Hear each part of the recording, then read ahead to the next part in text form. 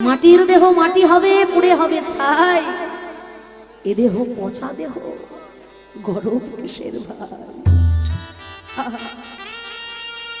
সংসার সংসার সংসার জানি আমরা সবাই।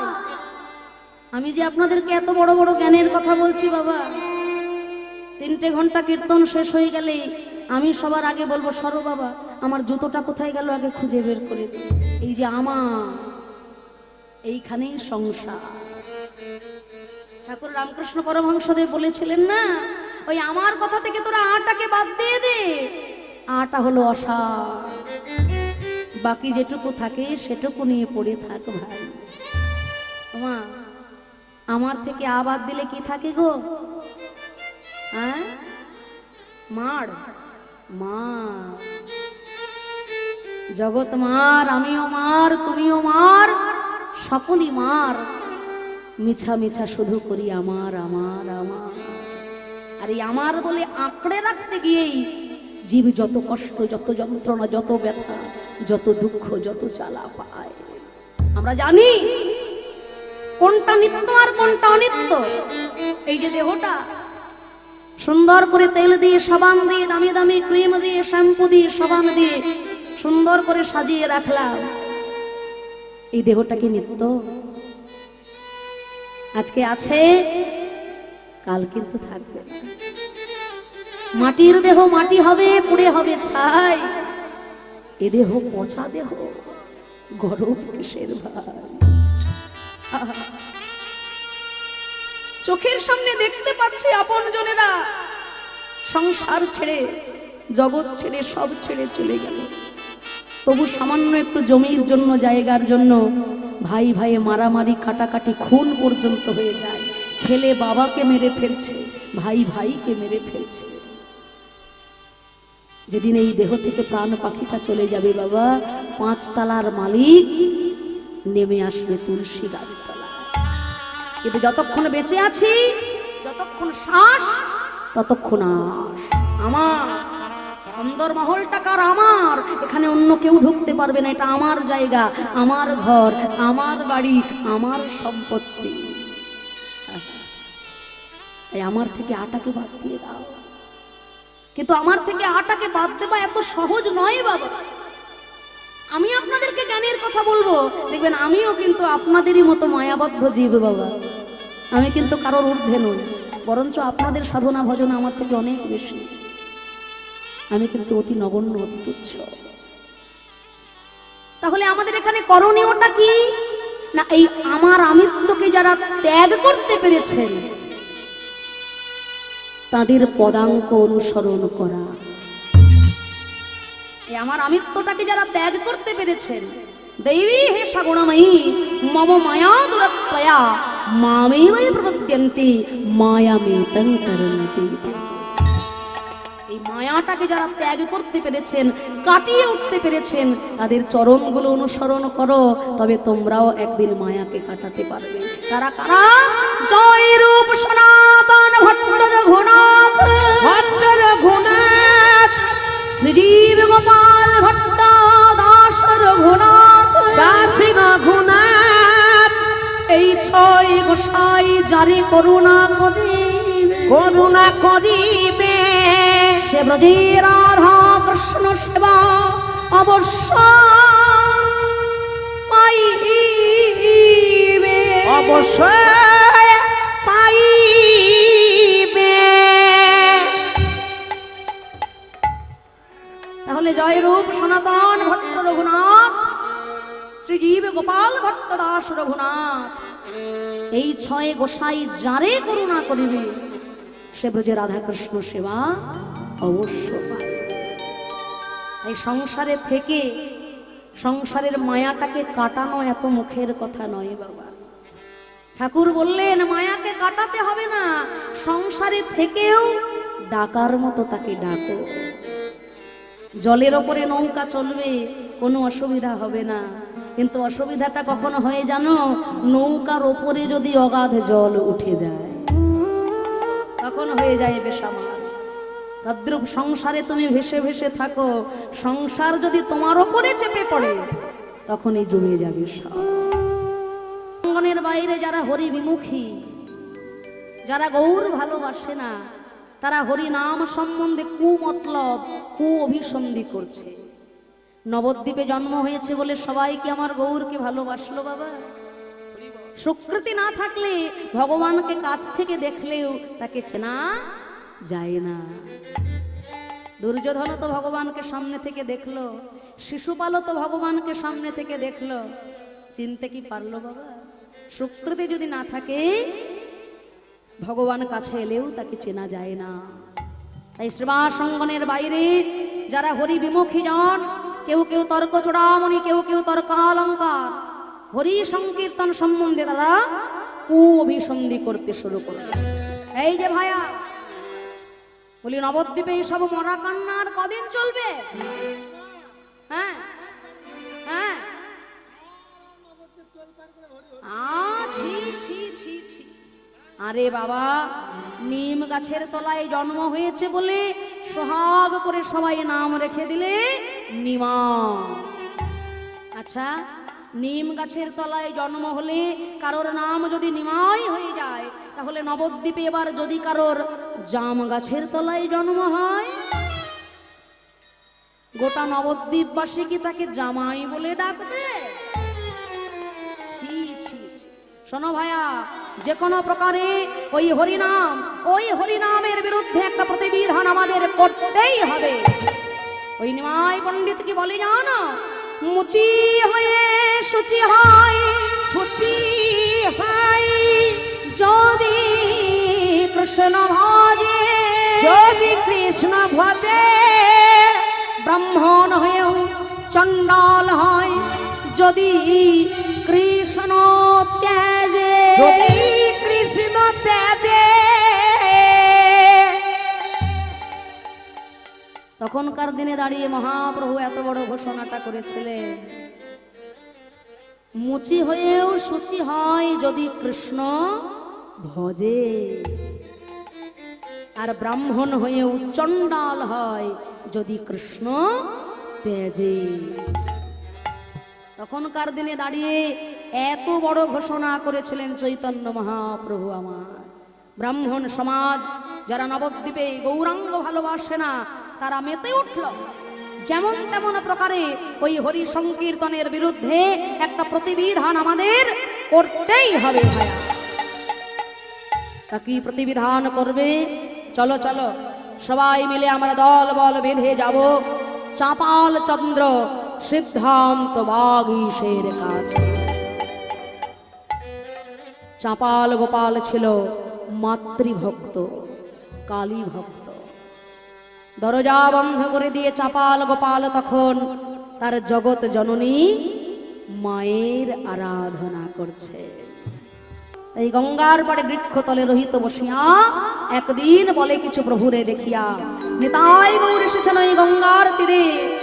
চাপাল গোপাল জড়িয়ে ধরলো চরণ, হে নিতাই গৌর তুমি আমায় উদ্ধার করো। মহাপ্রভু বললেন, আরে মামি ভক্ত দেশি, ভক্ত দেশি, তোরে নাই উদ্ধারিব, নাই উদ্ধারিব, কোটি জন্ম এই মতে তোরে কিরাই খাওয়াইব, কিরাই খাওয়াইব। চাপাল গোপাল চিন্তা করলো, তাহলে এই জীবন আমি আর রাখবো না, গঙ্গার জলে আমার জীবনটাই বিসর্জন দিয়ে দেব। ছুটতে ছুটতে চললো চাপাল, গঙ্গাতে ঝাঁপ দেবে বলি,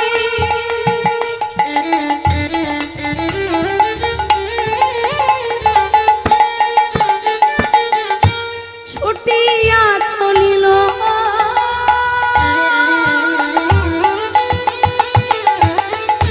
পতিত পাবনী গঙ্গা, দূরে সরে গেল। হরি হরি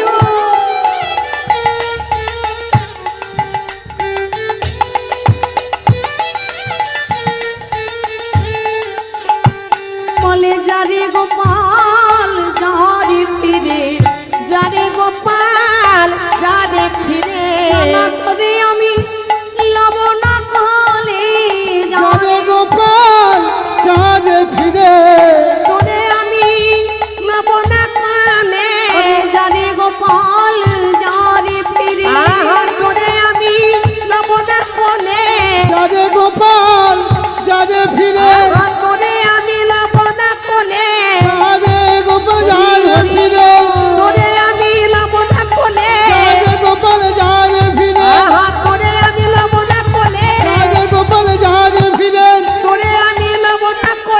যারে গোপাল যারে ফিরে। পতিত পাবনী গঙ্গার কৃপায় সেই গঙ্গার পার থেকে একটা নৌকা নিয়ে চাপাল গোপাল চললেন কাশী বিশ্বনাথ ধামে। পরম বৈষ্ণব শিব শম্ভু ভোলা মহেশ্বর বললেন, ওরে চাপাল, সর্বসৎ গুণ হয় বৈষ্ণব শরীর, আর কৃষ্ণ ভক্তে কৃষ্ণের গুণ সকলে সঞ্চারে।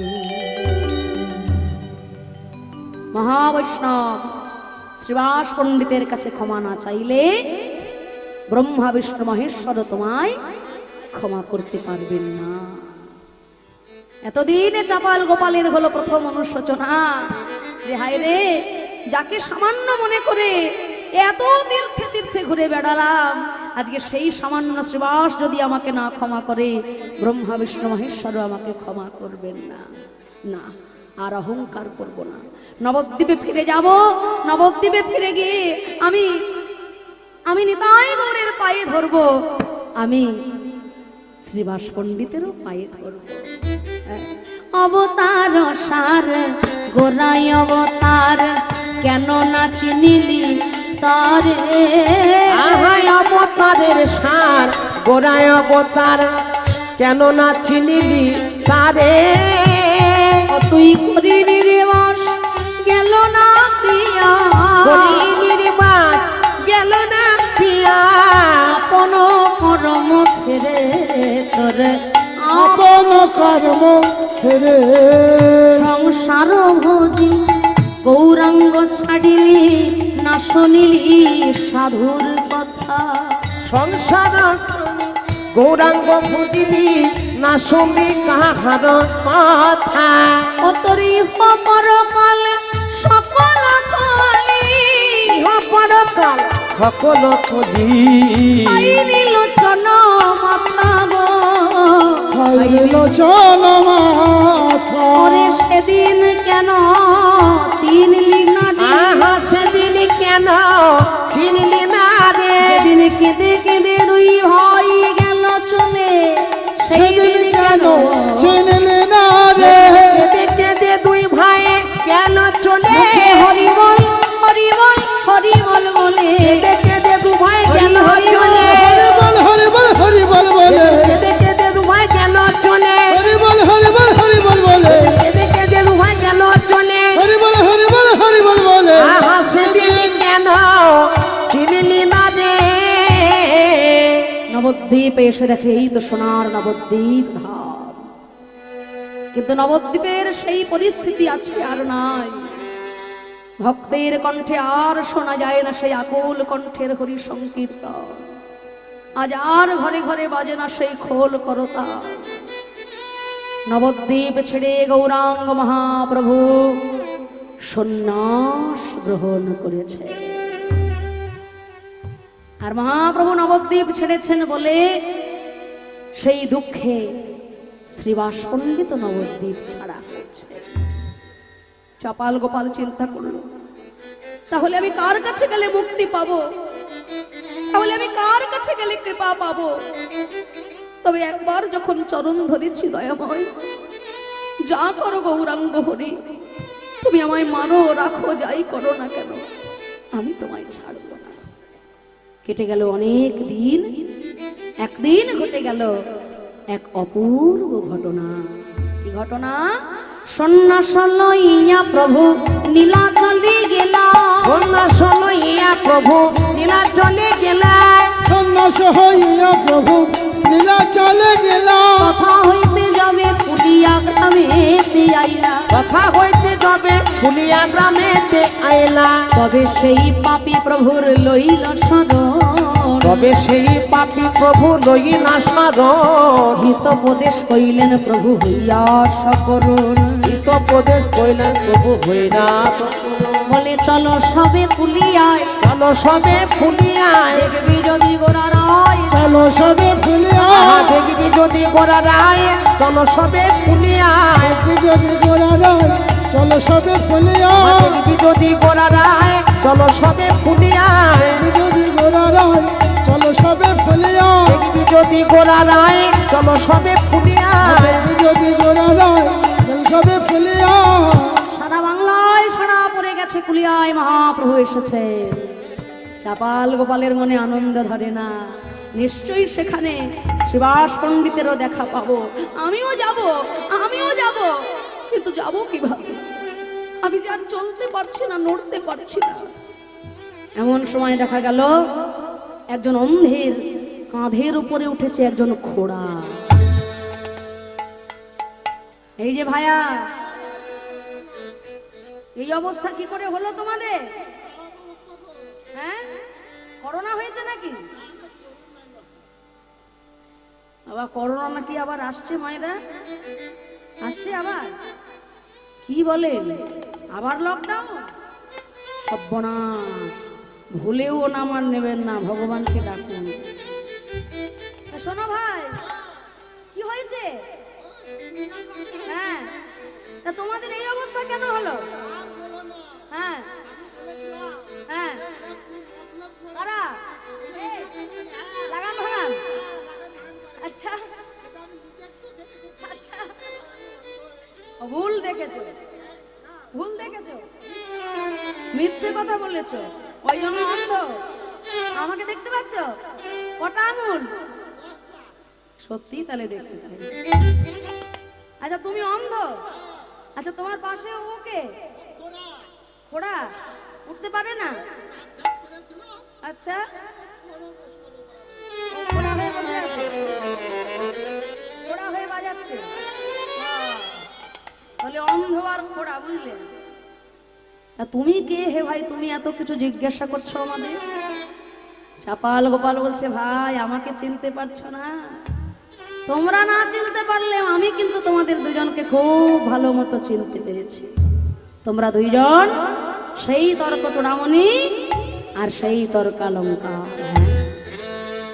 আরে সেই চাপাল গোপাল দেখে একবারে চেনাই যাচ্ছে না, সারা গা কুষ্ঠ রোগে ভরে গেছে, রক্ত পুঁজ ঝরে যাচ্ছে, গা থেকে পোকা পড়ছে। হ্যাঁ ভাই, অপরাধ যখন একসঙ্গে হয়েছে, চলো এবার ক্ষমাও চাইতে যাব একসঙ্গে। তিনজন যাইয়া পড়ে গৌর চরণে, তিনজন যাইয়া পড়ে গৌর চরণে, তিনজন যাইয়া পড়ে গৌর চরণে, তিনজন যাইয়া পড়ে গৌর চরণে, তিনজন যাইয়া পড়ে গৌর চরণে, তিনজন যাইয়া পড়ে গৌর চরণে। বলে প্রভু ক্ষমা করো এতি নয় অধম, বলে প্রভু ক্ষমা করো এতি নয় অধমে, আর যেন ভুলি না, আর যেন ভুলি না, গৌর তোমার রাঙা চরণে, আর যেন ভুলি না, গৌর তোমার রাঙা চরণে আর যেন ভুলি না। তর্ক চূড়ামণি তর্কালঙ্কার নিতাই গৌরের চরণে ক্ষমা চাই তারা মুক্তি লাভ করেছে। কিন্তু চাপাল গোপাল জানে সে যে বৈষ্ণব অপরাধী, নিতাই গৌরের কাছে ক্ষমা চাইলে তার মুক্তি হবে না। তবে বিপ্র লইল আশ শ্রীবাস শরণ, শরণ আর তার কৃপায় হইল সকল পাপ বিমোচন।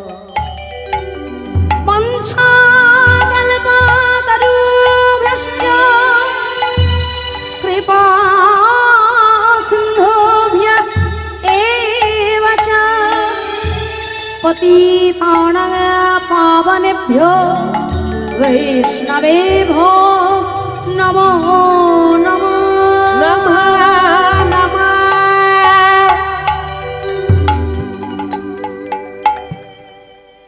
কুলিয়া গ্রামে আপনারা যারা যাবেন দেখবেন এখনো এই লীলার সাক্ষী দেওয়ার জন্য কুলের পাটে সেই অপরাধ ভঞ্জনের ঘাট আছে, যেখানে স্নান করে শ্রীবাস পণ্ডিতের চরণ ধুলা অঙ্গে মেখে এতদিনের দুরারোগ্য কুষ্ঠ ব্যাধি হতে চাপাল গোপাল মুক্তি লাভ করেছিল। সবাই প্রাণ ভরে বলবেন মহাবৈষ্ণব শ্রীবাস পণ্ডিত কি, মহাবৈষ্ণব শ্রীবাস পণ্ডিত কি, জয়। মহাবৈষ্ণব শ্রীবাস পণ্ডিত কি জয়। মহাপ্রভু বললেন, এসো চাপাল, যেই মুখে করিলা তুমি বৈষ্ণব নিন্দন, আজ সেই মুখে করো তুমি বৈষ্ণব বন্দন। প্রভু আমি পারবো? নিশ্চয়ই পারবে চাপাল। আজ হতে বৈষ্ণব জগতে তোমার নাম হলো দেবকী নন্দন দাস।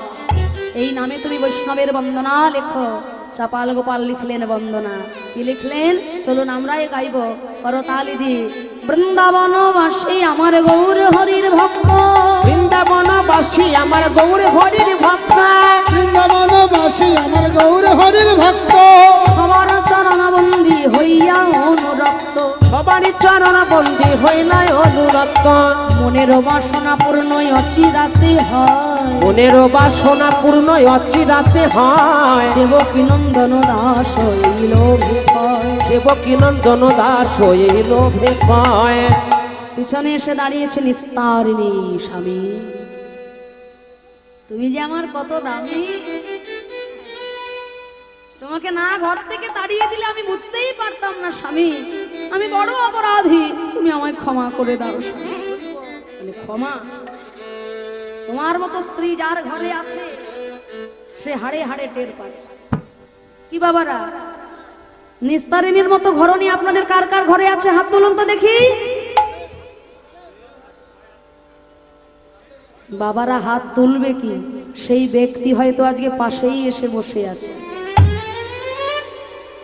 বলে বাড়ি গিয়ে সারা রাত লাঠালাঠি করে মরবো নাকি? 3 ঘন্টা কীর্তন শুনে আমাদের বাড়ি যেতে হবে বাবা, ও রাস্তাটা বন্ধ করতে চাই না। তাই চাপাল গোপাল বলছেন, নিস্তারিণী তোমার মতো ঘরণী যার যার ঘরে আছে তারা হাড়ে হাড়ে জানে। কখনো তোমায় আমি ক্ষমা করব না, দূর হয়ে যাও। মহাপ্রভু বললেন, ওগো চাপাল, নিস্তারিণী যদি তোমায় ঘর থেকে না বের করে দিত, তুমি বৈষ্ণবের মহিমা কখনো বুঝতে পারতে না। সে যদি তোমায় আদর করে ভালোবেসে সারা জীবন ঘরেই রেখে দিত, তুমি ঘরেই গোয়াল ঘরে পচে গলে মরে যেতে। কিন্তু বৈষ্ণবের মহিমা, ভক্তের মহিমা কখনো তুমি বুঝতে পারতে না। তো ঘর থেকে বের করেছে, তোমার মঙ্গল করে দিয়েছে। কি মায়েরা, এই আপনারা আবার এত মাথা নাড়ছেন কেন? আপনারা ওসব করবেন না? হ্যাঁ, এই 3 ঘন্টা কীর্তন শুনে আবার ভাববেন না স্বামীকে বৈষ্ণবের মহিমা বোঝাতে গিয়ে ঘর থেকে বের করে দেন। করবেন নাকি বাবা? সাবধান। চাপাল গোপাল আর নিস্তারিণীকে দিয়ে বৈষ্ণব মহিমা প্রকাশের জন্য শ্রী চৈতন্য মহাপ্রভু এই লীলা করলেন। আজকে নিস্তারিণী আর চাপাল গোপাল তারা দুইজন পাশাপাশি দাঁড়িয়েছে, একসঙ্গে যুগল হয়ে তারা নিতাই গৌরের যুগল চরণ ভজনা করছে। আসুন আমরাও সবাই মিলে প্রাণ ভরে গাইব সেই যুগল মিলনের গান।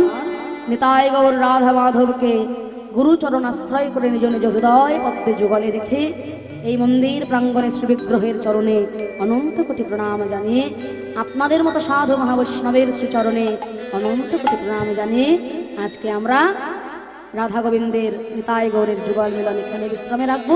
সবাই মিলে প্রাণ ভরে দুটি বাহু তুলে আমার সঙ্গে গাইবেন, নিতাই গৌর হরিবল, নিত্যানন্দ বল, অদ্বৈত বল, হরি হরি বল। নিতাই গৌর হরিবল, নিত্যানন্দ বল, অদ্বৈত বল, গৌর হরি বল। গৌর হরি বল, নিত্যানন্দ বল, শ্রী অদ্বৈত বল, শ্রীবাস গদাধরের বল।